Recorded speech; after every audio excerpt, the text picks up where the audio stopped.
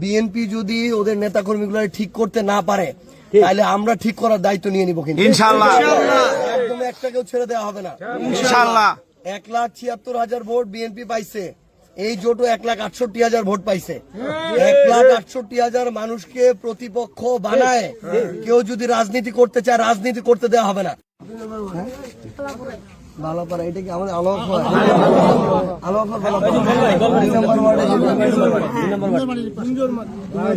নামাজ পড়তে গেছিল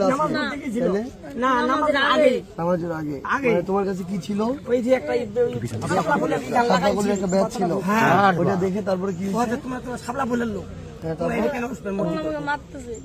তোমাকে থাপ্পড় মারছে? কে ওখানে, কে ওইটা? ও কি করে? বিএনপি করে? বিএনপি করে?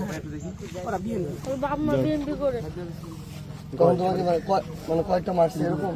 হ্যাঁ, কয়েকটা তো বেশি আর কি। আমি ছিলাম আজ বাড়িতে, তখন আমার বউ সময় সময় টিউনোর বাসায় নিয়ে গেছিল। আজকে ওখানে টিউনো নাই, বন্ধ। আমি আর কি রাস্তায় লাগাই পাইছি, তখন আর কি বাড়ি আসলাম। মানে এদের এতটা ইয়া হয়ে গেছে। আমি শুধু একটা জিনিস বলি, মানে বিএনপি যদি এদের এই ধরনের মানে সন্ত্রাসী নেতাকর্মী গুলাকে না ঠিক করতে পারে, বিএনপির অস্তিত্ব এই দেশে থাকবে না। এরকম বলে দিতেছি। মানে একটা 10 বছরের বাচ্চা একটা শাপলাকলির প্রতীক ব্যাস নিয়ে ও হাঁটতেছে, এটার জন্য যদি ওর গায়ে হাত তুলতে পারে তাহলে এদের ভবিষ্যৎ অন্ধকার। এগুলা ধীরে ধীরে এদের অবস্থা নাই হয়ে যাবে, এরা যদি এই শিক্ষাগুলা না নেয়। আমি শুধুমাত্র মানে তারেক রহমান না বা এই আসনে ব্যারিস্টার নওশাদ জমির না, আমি সবাইকে এই জিনিসটা একদম স্পষ্ট করে বলতেছি, বিএনপি যদি ওদের নেতাকর্মীগুলো ঠিক করতে না পারে তাহলে আমরা ঠিক করার দায়িত্ব নিয়ে নিব, কিন্তু ইনশাআল্লাহ একদম একটা কেউ ছেড়ে দেওয়া হবে না। ইনশাআল্লাহ 1,76,000 ভোট বিএনপি পাইছে, এই জোটও 1,68,000 ভোট পাইছে। 1,68,000 মানুষকে প্রতিপক্ষ বানায় কেউ যদি রাজনীতি করতে চায়, রাজনীতি করতে দেওয়া হবে না। ইনশাআল্লাহ একদম রাজনীতি ছুটা দেওয়া হবে বলে দিয়েছে।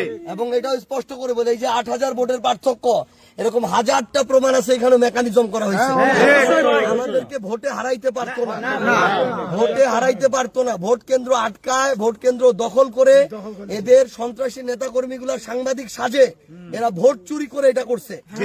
তারপরও আমরা একটা সুন্দর পরিবেশের জন্য আমরা মেনে নিয়ে শুভেচ্ছা জানাই পর্যন্ত আসছি। এইটুকু সৎ সাহস দেখাইছি, উদারতা দেখাইছি।